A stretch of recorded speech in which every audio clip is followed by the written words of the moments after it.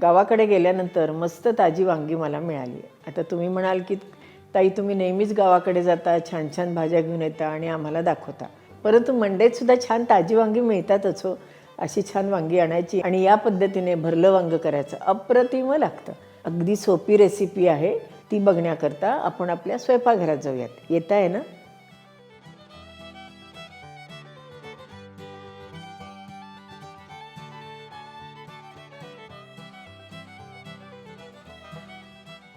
आता गावाकडची ही छान ताजी अशी वांगी आणलेली होती, त्याची आपण भरली वांगी करणार आहोत. तर ही सगळी वांगी आहे, त्याचं खालचं देठ आपण काढणार आहोत आणि आपण नेहमी जशी भरल्या वांग्याला वांगी चिरतो तशी चिरून घेऊयात. भरली वांगी करण्याकरता आपल्याला मसाला लागेल. आता याच्याकरता आपण 3 टेबलस्पून काळा मसाला आपला घरचा जो आहे तो घेतला आहे. 2 टेबलस्पून भाजलेल्या तिळाची पूड, 2 टेबलस्पून दाण्याचा कूट, 2 टेबलस्पून गूळ, 2 टेबलस्पून आपण कोथिंबीर घेतलेली आहे, अर्धा चमचा जिरे, साधारण 1 टीस्पून आपण मीठ, अर्धा टीस्पून तिखट, पाव टीस्पून हळद, थोडासा हिंग, असं आपण हे सगळं साहित्य घेतलं आहे. आपण यातली कोथिंबीर बाजूला करणार आहोत आणि हे बाकीचं जे साहित्य आहे ते मिक्सरमधनं एकत्र करून घेणार आहोत. आता वांगी आपण ज्या वेळेला कापतो तर त्याचं मागचं देठ आपण काढून टाकायचं. काही जणांकडे देठसुद्धा ठेवतात बरं का. वरच्या बाजूने आपण हे असं चिरून घ्यायचं, एकच कट मारायचा आणि मागच्या बाजूने त्याच्याबरोबर अपोजिट म्हणजे उलट्या बाजूने आपण इकडनं चिरायचं. त्यामुळे आपल्या वांग्याचे 4 फोडी होत नाहीत. आणि मुख्य म्हणजे काय की मागच्या बाजूने चिरल्यानंतर मागे काही कीड असेल वगैरे तर आपल्याला दिसते. असं आणि असं अशी सगळी वांगी आपण चिरून घेऊ. आता सगळी वांगी मी दाखवल्याप्रमाणे चिरली आहेत आणि पाण्यात ठेवली. वांगी नेहमी पाण्यात ठेवावी म्हणजे ती काळी पडत नाहीत. सगळे जे जिन्नस होते मसाल्याचे ते आपण मिक्सरमधनं काढून घेतले. तो असा तयार झाला. अगदी गूळसुद्धा याच्यात घातला आहे बरं का. त्याच्यात आपण थोडीशी कोथिंबीर, थोडंसं तेल घालूयात. साधारण 1 चमचा घातलेला आहे. तेल घातल्यामुळे मसाला ओलसर होतो, त्यामुळे आपल्याला वांग्यात भरायला सोपा पडतो. आता हे आपण एकत्र करून घेऊयात आणि आपल्या वांग्यामध्ये मसाला भरून घेऊयात. हा जास्तीचा मसाला असेल ना कोथिंबीर घालायच्या आधी बरं का, किंवा तेल घातलं असेल तरीसुद्धा चालतो. हा मसाला नेहमी आपल्या फ्रीजमध्ये ठेवावा. कधी मी म्हटल्याप्रमाणे पटकन आपल्याला कुठली भाजी करायची असेल तर त्यावेळेला हा मसाला आपल्याला उपयोगी पडतो. आता आपण पहिल्यांदा हा जो मसाला आहे तो या भागामध्ये चांगला भरून घेऊयात.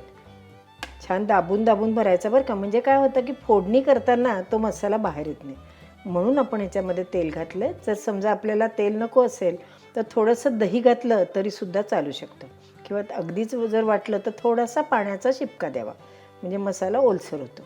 आता मागच्या बाजूनी सुद्धा आपण हा मसाला चांगला आतपर्यंत भरून घेऊयात.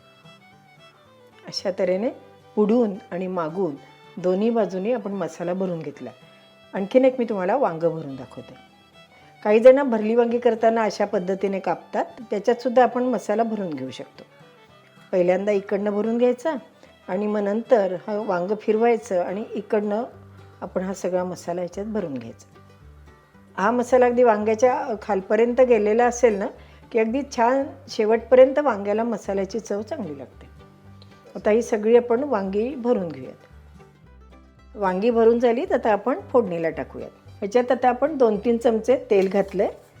बहुतेक वेळेला काय असतं की ज्या वेळेला आपण भरली वांगी करतो त्यावेळेला तेलाचं प्रमाण जास्त असतं, त्यामुळे ती वांगी अशी छान दिसतात. त्याच्यावर थोडंसं तेलाचा तवंग आला की चांगलं वाटतं. पण तरीसुद्धा आपण त्या मानाने कमी तेल घेतलं आहे बरं का. गावाकडे बघितलं ना तुम्ही त्याच्या जवळजवळ 1.5 तेल घेतात. आपण ही मोहरी घालूयात. ही वांगी आपण सगळी अशी भरून घेतलीत. गॅस लहान करूयात. त्याच्यात थोडंसं हळद घालूयात आणि आपली ही वांगी ती एक त्याच्यात घालूयात.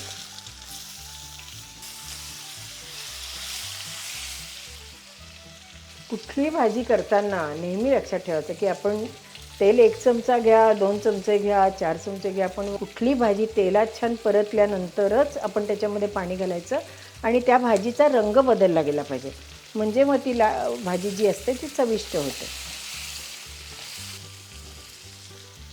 आता याच्यावर आपण 2 मिनटं झाकण ठेवले, त्याच्यामुळे आपल्या वांग्याचा रंगही बदलेल आणि थोडीशी शिजली जातील.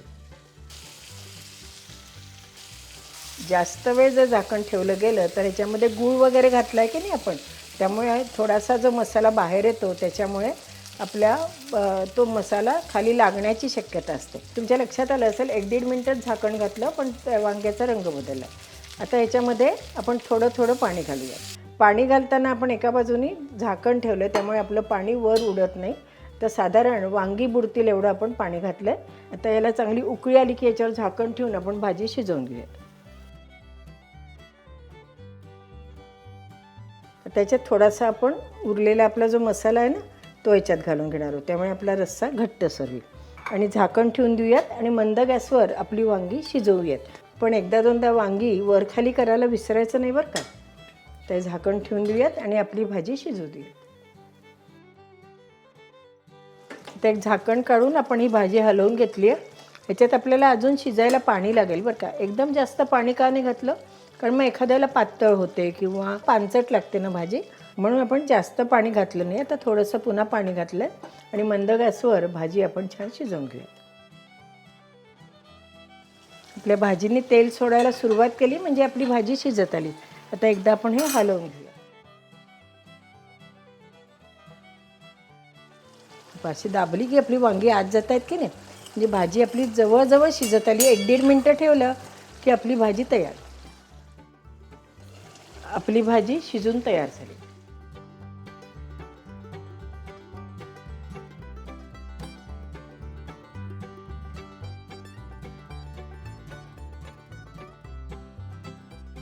आहे की नाही, किती सोपी रेसिपी आहे. पण ही रेसिपी दाखवायच्या आधी एक तुम्हाला महत्त्वाची गोष्ट सांगायची आहे. हा जो मसाला आत्ता आपण याच्यात वापरला ना तो आपण घरी केलेला मसाला आहे. अगदी पारंपरिक म्हणा किंवा पूर्वीपासून जो मसाला करतात त्याच पद्धतीने केला. त्याच्यात मी थोडेसे आणखीन आपल्या आवडीप्रमाणे किंवा आत्ताच्या जनरेशनप्रमाणे थोडेसे फरक केलेत आणि हा मसाला तयार केला.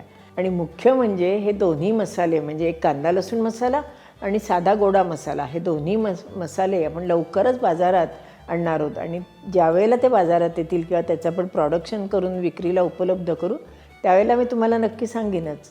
अशाच छान छान रेसिपी बघण्याकरता अनुराधा चॅनलला लाईक करा, शेअर करा आणि सबस्क्राईब करा. आणि हो, बेल आयकॉन दाबायला विसरू नका. धन्यवाद.